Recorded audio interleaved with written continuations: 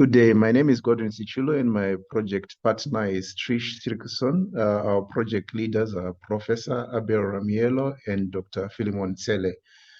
The topic of our research is Spot the Trees, remote sensing-based techniques for tree species classification in northern Limpopo.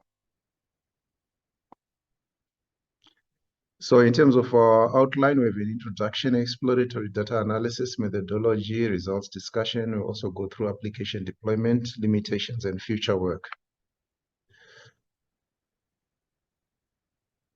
So the goal of our project was to detect and count for tree species in the northern Limpopo region using machine learning and deep learning techniques.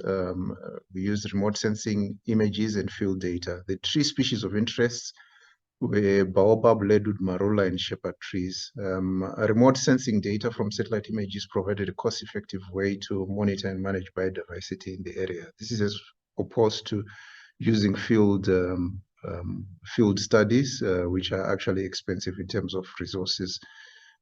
So we used two models, a two-stage support vector machine and a convolutional neural network. So in terms of the data, we had images from the Spot 6 satellite. That's Spot 6 satellite images for Site 1 and Site 2. This data had spectral bands, that is the RGB and NIR bands that were used to determine reflectance profiles for the different tree species. For the field data, we had CSV files that contained tree-level coordinates and features with several geolocation points that could be made back to the Spot 6 images. We also noticed in the data that we had some class imbalances where we had the Baobab having a dominant count over the other species. So in terms of our exploratory data analysis, from the image, we noted that there's a Limpopo River along the northeastern edge. We also have the Sunday River running southwards, and we also had noticed some dense forestation along the Malala River. Spatial distribution analysis, we noticed that the trees that were recorded by researchers mostly followed a linearly distributed pattern. They were following some major and minor roads when they did their field study. And the Baobab trees had the highest count of trees, which introduced some class imbalance. From the reflectance profiles of the trees, each species had a distinct reflectance signature derived from the RGB and bands. These were actually used by the classifiers to distinguish between the different type of trees. And then in terms of our methodology, the field data was standardized into point shape files, which were converted to polygons. Polygons were then projected onto satellite image to create bounding boxes around the pixels associated with each tree top. The bounded pixels, they were then used to output average spectral values for the machine learning model and to extract image patches that were used for the deep learning module. So for the support vector machine, it had a two-stage pipeline. The first stage consisted of a one-class SVM that filters out unknown species, and then the second stage is the multi-class SVM, which learns each species and reflectance signature, and then classifies the different species. The convolutional neural network was set up using a TensorFlow. It's a 3-layer network, and the model is actually optimized on the Adam optimizer, and then it was trained on image patches extracted from the polygons.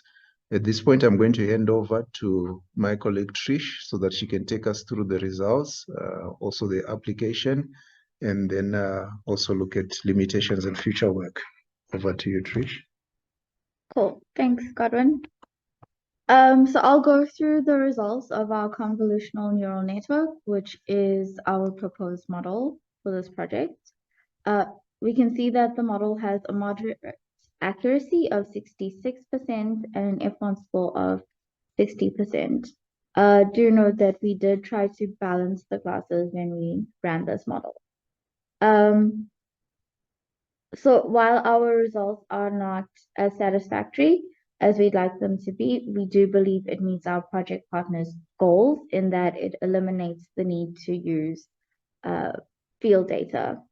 But we do note that model performance is impacted by the quality of the images themselves. And so our model could benefit from being trained on higher spectral and spatial resolution images, like those that come from Worldview 3.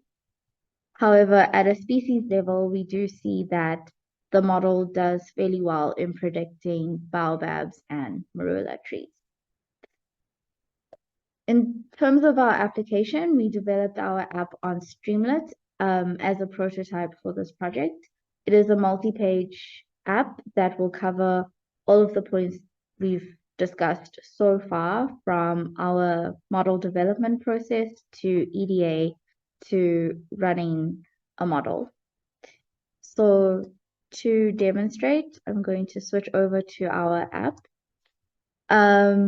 And I'm going to start with the EDA, which allows for some interaction with the user. So the user can choose which visuals from the EDA they would like to generate. For example, they can generate box plots that compare each species for each of the bands. And we've included a brief description of how to interpret these box plots. In terms of model simulation, I'm going to demonstrate the support vector classifier, which is faster to run. So the user can click Run Model, and this will output the performance metrics as well as confusion matrices for the user to evaluate their data. At this point, I do want to note that our SPM does have some limitations. Again, due to its reliance on field data, and secondly, the veracity of our one class SPM has yet to be fully quantified as it was tested on synthetic data.